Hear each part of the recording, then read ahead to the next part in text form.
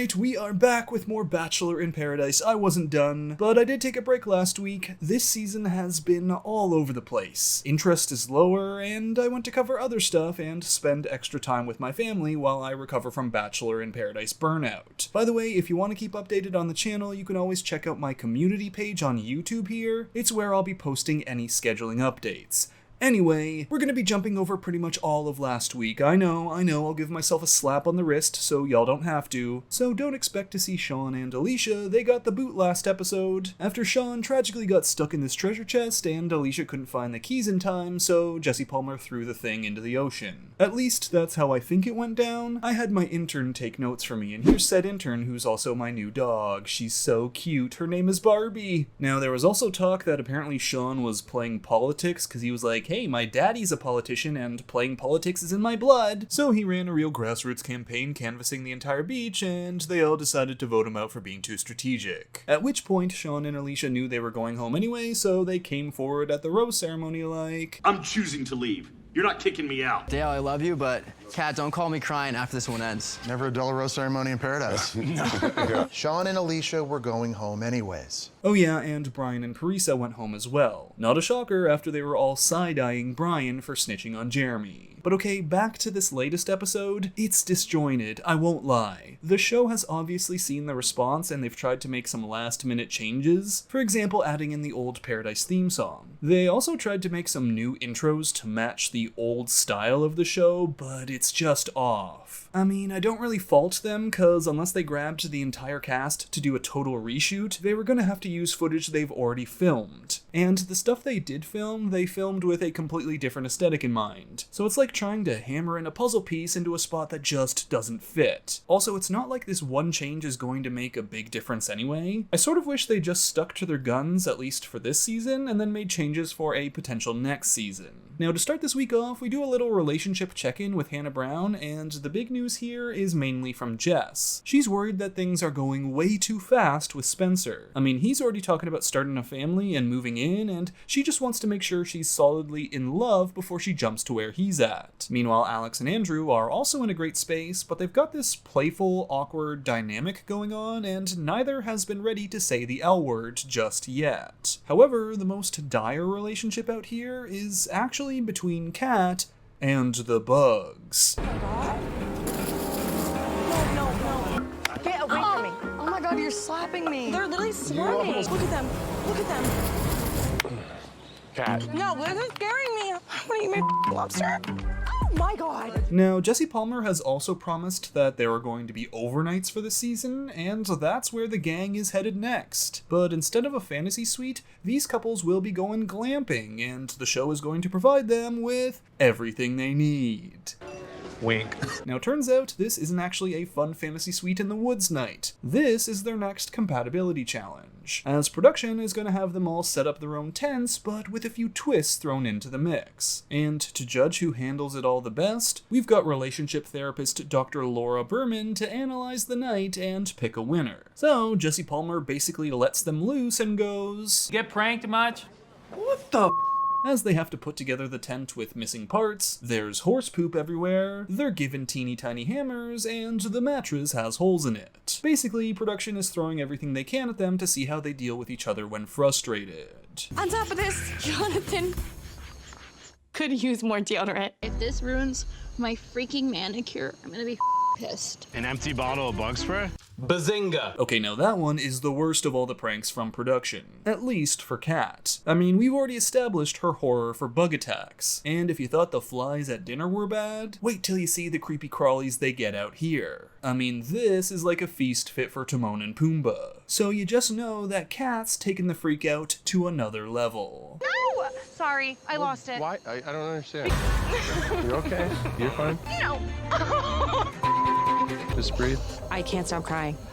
I have a really bad phobia of bugs. They're literally all over the mattress still. I can't do this. But Dale remains relatively unfazed and works through it, which helps Kat calm down. Now, another big moment for this episode is with Keith here, who's worked real hard on the tent provided for them, while Kathy has worked real hard on the bottle of wine provided for them. A perfect match. However, all this camping stuff has Keith going, It just hit me all of a sudden. We're supposed to be camping this weekend, and all of a sudden here we are camping.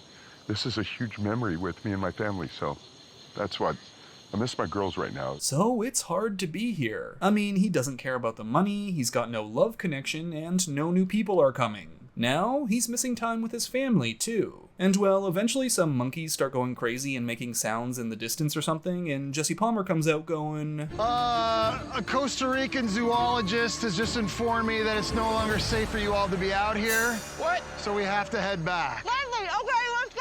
which is the best news Kat has ever heard. And the next day, Dr. Berman comes in to let everyone know how they did. First, she calls out Alex and Andrew, saying, yeah, you joke and have lots of fun, but wasn't feeling the chemistry. Like at one point, Alex asked him how they'd kiss, if it was their last kiss in the world, and he was saying no to all her stuff, and talking about how he'd go all out cause it was their last kiss ever. But really, by saying this, Alex was just trying to tell him how she'd like to be kissed. So the communication was kind of off. Dr. Berman then says on the other side of things is Jeremy and Bailey. They seem to have lots of chemistry, but they don't align on many other things. For example, he's a super camper and she's more take me to the Ritz. And for a relationship to flourish, you gotta align on some things. But yeah, as you can imagine, this just pisses Jeremy off. I don't think you need to have like the same interests. That is not true, and I couldn't disagree with her more. But thanks, Doctor. Next, she calls out Spencer and Jess for going too fast and tells them to work on taking their time, and ultimately she gives the W to Kat and Dale for working through Kat's crash out. So these two get immunity for the week and also a curated date on the beach for later, hopefully minus the bugs. Meanwhile, Spencer and Jess take some time to talk about their timelines, like when they would theoretically want kids, and Jess says when I'm 30 at the latest, which has Spencer going, that's a little late for me. He's always been one to, when he wants something, just go fully into it. So Jess is a bit worried it's all gas, no brakes. And she needs a little break because she doesn't want to feel forced into feelings. So that night, she does let Spencer know, and he agrees to move at her pace. While Alex and Andrew, they're in the opposite lane, deciding to pump it on the funny stuff and talk real feelings. Which goes from talking about maybe possibly telling each other they're falling in love, to then, in like no time flat, hitting the gas and taking things all the way straight up to an I love you. You love me?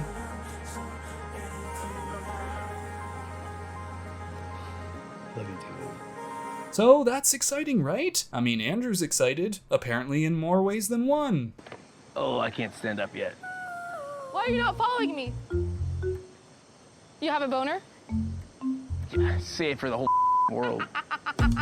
But okay, it's time for the vote. One guy isn't going to be getting a rose to hand out, and there are pretty much two couples on the chopping block. The ones without romantic connections, Keith and Kathy, and Jonathan and Leia. And Keith, well, he's going, it should be me. He's got no romantic connection there, and he just wants to go home and be with his kids. And if he goes home now, he could even make that camping trip. But sorry, Keith, the younglings don't want you gone. As some people would much rather see Jonathan and Leia go out instead, thinking they might have a better chance at winning future challenges and getting immunity. Or, you know, there's Jeremy. I'm voting for Keith for personal reasons.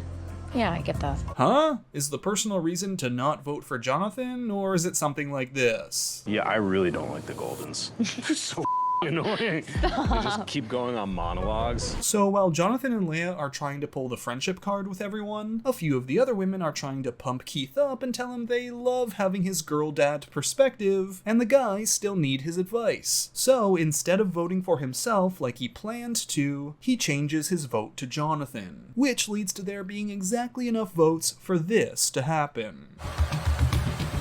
There's just one problem. We have a tie vote. So what happens here? Well, the tiebreaker goes to the person who won the challenge, which is Dale. And Dale is thinking back to all those times where Jonathan was hitting on Kat or tattling on Dale, and it makes his decision pretty easy. Keith stays, and Jonathan and Leia are gone. However, I'll be honest, for me, this felt like whatever. It wasn't very suspenseful because we know Keith and Kathy are next anyway. So I was going, just let the man out, let him go see his kids. And it's kind of ridiculous that at this point, we still have a couple on that are just friends. We're at the finale. Next episode is the finale. So for the next round of eliminations, Jesse announces 2 couples are going. That way, there's at least a little bit of suspense, as one of them can be Keith and Kathy, and then another couple. But alright, there's still 15 minutes left in the show, so they're gonna squeeze in one more compatibility challenge. One that involves a riddle they read out, and also... And then we have a knife? A dagger. Ooh, they're gonna play Squid Game hide and seek. Finally, this season is getting good. So for this game, it's all about backstabbing, but like sorta, kinda, not really. Basically, Jesse Palmer starts throwing out questions like, who gets into the most childish antics? Backstab. Who's got trust issues? Backstab. Codependency issues? Backstab. Kathy, you didn't get out of this unscathed either. Codependent on margaritas. Tequila. Get it right, Jesse. Then the couple with the least amount of daggers in their back by the end wins immunity. And really, this was the best part of the episode, primarily for the Jeremy slander. Who is more motivated by money than love at this point? Jeremy with 4 daggers. Who is most likely to cheat on their partner once they leave paradise?